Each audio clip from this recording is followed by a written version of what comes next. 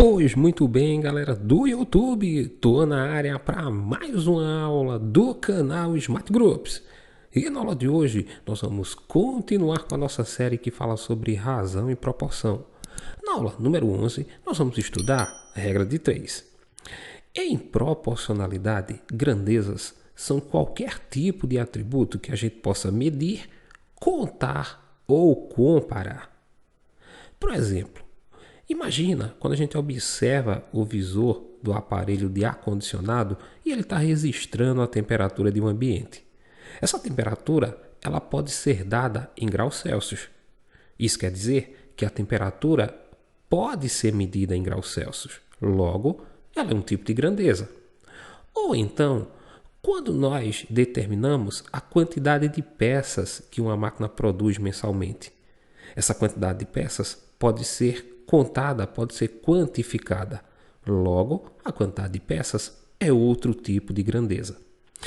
As grandezas, elas podem ser classificadas em diretamente proporcionais ou inversamente proporcionais. Quando é que duas ou mais grandezas vão ser diretamente proporcionais? Quando elas aumentarem de maneira simultânea na mesma proporção ou quando elas diminuírem de maneira simultânea e na mesma proporção. Para a gente entender esse conceito, imagine o seguinte, que uma torneira foi ligada e está enchendo um reservatório. Então nós temos aqui duas grandezas que se relacionam, o tempo em hora, que essa torneira está ligada, e o volume de água em litros que ela acumula nesse reservatório. Então, em uma hora, ela vai acumular 1000 litros de água. O que é que vai acontecer se eu aumentar o tempo de 1 para 5 horas? Eu também vou aumentar o volume de 1000 para 5000 litros. Então, o que foi que aconteceu?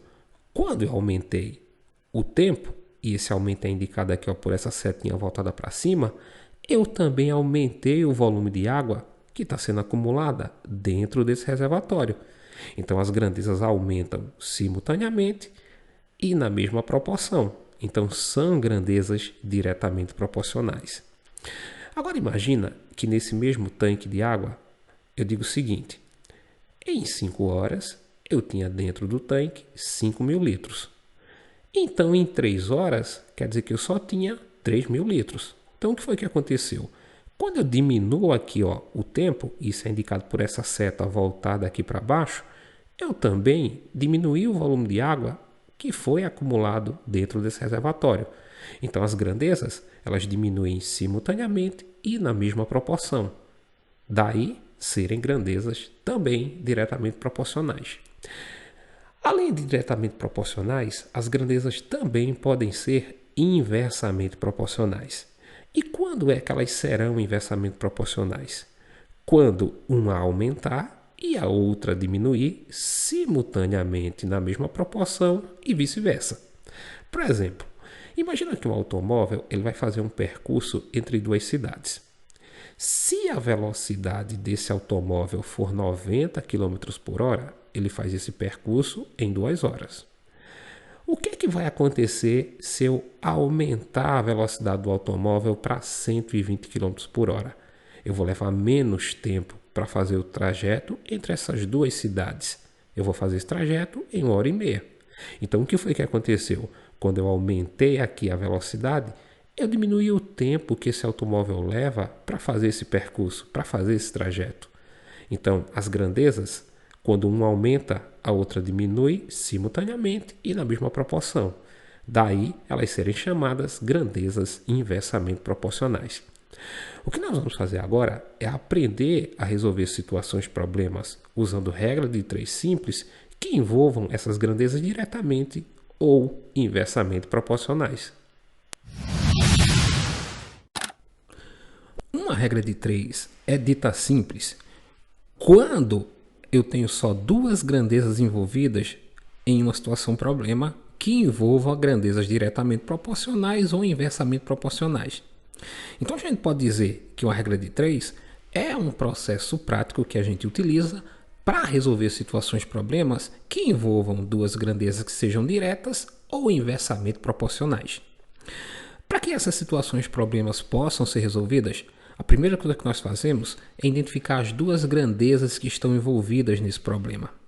Na sequência, a gente precisa verificar se essas grandezas são diretas ou inversamente proporcionais.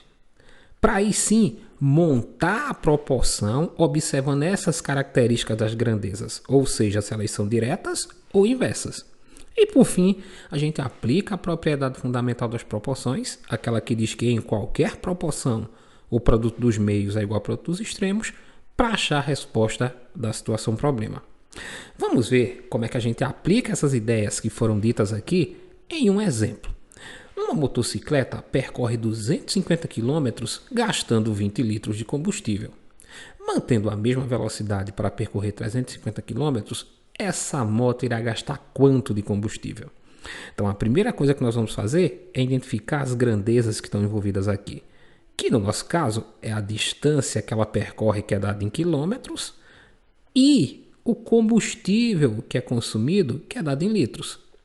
Agora eu vou relacionar, de acordo com cada grandeza, as informações que foram dadas aqui, usando essas informações abaixo da grandeza correspondente a ela. Então é dito que 250 km, ou seja, a distância, é percorrida e são gastos 20 litros de combustível.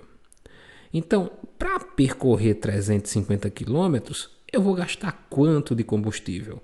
Como eu não sei, é comum a gente indicar essa quantidade desconhecida por X. Agora que a gente já descobriu quem são as grandezas que estão envolvidas no problema, a gente vai verificar se elas são diretas ou inversamente proporcionais. Como? Fazendo a pergunta sempre da coluna que a gente tem, todas as informações, para que a gente não tenha, está faltando informação. Assim, se para percorrer uma distância de 250 km são gastos 20 litros de combustível, se eu aumentar essa distância, for percorrer 350 km, eu vou precisar de mais combustível. Eu também aumento a quantidade de combustível que vai ser necessário. Então, o que foi que aconteceu? As grandezas aqui aumentaram as duas simultaneamente na mesma proporção. Quando isso ocorre, é porque as grandezas são diretamente proporcionais. Agora que eu já sei que essas grandezas são diretamente proporcionais, eu vou montar a proporção observando essa característica. E aí ocorre o seguinte: quando as grandezas forem diretamente proporcionais, a proporção vai ser montada na ordem que as informações aparecem aqui, quando a gente listou as grandezas. Então eu vou dizer que 250 está para 350, assim como o 20 está para X. E aí só é aplicar aqui a propriedade fundamental das proporções, aquela que diz que o produto dos meios, em qualquer proporção, é sempre igual ao produto dos extremos. Multiplicando, eu vou começar sempre por essa diagonal que tem a incógnita, que tem a letra que eu quero descobrir, que tem um x. Então, eu vou ter 250 vezes x, que é igual a 350 vezes 20. Aqui eu posso simplificar esse 0, 250, com esse 0 aqui, 350, e aí eu vou ter 25 vezes x e 35 vezes 20. Multiplicando 25 por x, eu vou ter 25x, 35 por 20, eu vou ter 700. Então, como eu quero encontrar x, eu vou pegar esse 25 que está multiplicando ele e passar para o segundo membro dividindo 700. Então, x vai ser 700 dividido por 25, que é 28 litros. Ou seja, para percorrer uma distância de 350 km, eu preciso de 28 litros de combustível e a resposta aqui da nossa questão é a alternativa A. Vamos para mais alguns exemplos de situações problemas onde a gente faz uso de regra de 3 simples. No exemplo número 2, diz o seguinte: a reforma de uma praça é realizada por 20 funcionários em 6 dias. Se o prazo de entrega for reduzido para 4 dias, quantos funcionários serão necessários? Então, de maneira semelhante ao que nós fizemos no exemplo anterior, nós vamos começar listando as duas grandezas que estão envolvidas a essa situação problema, que são o número de funcionários que eu preciso para fazer a reforma dessa praça e o tempo que eles vão precisar para fazer essa reforma, que é dada em dias. Então aqui a princípio é dito que 20 funcionários fazem essa reforma em 6 dias. Aí na sequência ele diz que esse prazo de entrega vai ser reduzido para 4 dias. E o que se quer saber é quantos funcionários então vão ser necessários para entregar a reforma dessa praça. Listei as grandezas. Agora eu preciso identificar se elas são direta ou inversamente proporcionais. Lembra que isso a gente identifica sempre fazendo a pergunta da coluna que está completa para a que está incompleta, para que tem um X. Da seguinte forma, se em 6 dias, para fazer uma determinada obra, eu preciso de 20 funcionários, quando eu reduzir esse prazo para 4 dias, ou seja, o prazo aqui diminuiu, para entregar essa obra, essa reforma, eu vou precisar de mais funcionários. Então, o que foi que aconteceu? Como eu diminuí o tempo, eu vou ter que ter mais gente trabalhando para que entregue essa obra. Então, uma grandeza diminuiu, a outra aumentou de maneira proporcional e simultaneamente. Então, eu tenho aí grandezas que são inversamente proporcionais. O cuidado que nós devemos ter agora, na hora de montar a proporção, que é aqui o nosso segundo passo, é que quando essas grandezas são inversas, a gente sempre pega essa coluna aqui que tem o X, e monta a proporção usando aqui a ordem inversa dessa razão 20 está para X. Então aqui eu não vou escrever 20 está para X, eu vou escrever o contrário, X está para 20, assim como 6 está para 4. Observa que essa coluna aqui mantém a ordem que aparece, essa aqui eu inverto. Agora eu vou aplicar aqui a propriedade fundamental das proporções, vou multiplicar aqui os extremos e dizer que é igual ao produto dos meios. Então x vezes 4, ou 4 vezes x, é igual a 20 vezes 6. 4 vezes x é 4x, 20 vezes 6 é 120. Como eu quero x, eu vou pegar esse 4 que está multiplicando e passar aqui para o segundo membro dividindo 120. Então x vai ser 120 dividido por 4, que é 30. Ou seja, para que essa reforma seja entregue em 4 dias, eu vou precisar de 30 funcionários. No exemplo número 3, fala, com 7,5 kg de farinha de trigo, foram feitos 90 pães. Para fazer 30 pães, quantos quilogramas de farinha de trigo são necessários? As grandezas que estão envolvidas aqui no problema são, primeiro, a quantidade de farinha de trigo que é dada em quilogramas e a quantidade de pães que é possível fazer com essa farinha de trigo. Então é dito que com 7,5 quilos de farinha eu consigo fazer 90 pães. E aí a pergunta é, para fazer 30 pães, eu vou precisar de quantos quilos de farinha de trigo? Está aqui. Agora vamos verificar se essas grandezas são diretas ou inversas. Então, fazendo a pergunta sempre da coluna que está completa para incompleta. Se 90 pães, ou se para fazer 90 pães eu preciso de 7,5 kg de farinha, para fazer 30, que é menos, eu preciso de menos farinha. Então, eu diminuí a quantidade de pães que eu vou fazer, eu também diminuí a quantidade de farinha que eu vou precisar. Como as duas grandezas diminuíram proporcionalmente e simultaneamente, eu tenho aí grandezas que são diretamente proporcionais. Então, a proporção vai ser montada na ordem que aparece aqui. Eu vou dizer que 7,5 está para x, assim como 90 está para 30. Multiplicando aqui cruzado, x vezes 90, ou 90 vezes x, e 7,5 vezes 30.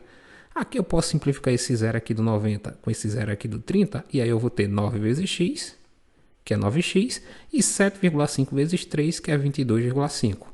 Vou pegar esse 9 que está multiplicando o x, passo dividindo 22,5, e vou ter que x vai ser 22,5 dividido por 9, que é 2,5 quilos. Ou seja, para que eu possa fazer esses 30 pães, eu preciso de 2,5 kg de farinha de trigo.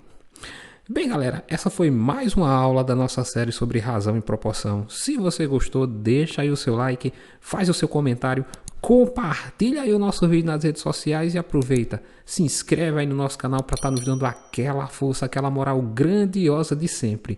Foi mais uma vez um imenso prazer estar com vocês e não esquece, agora ficou fácil aprender matemática. Até o nosso próximo encontro.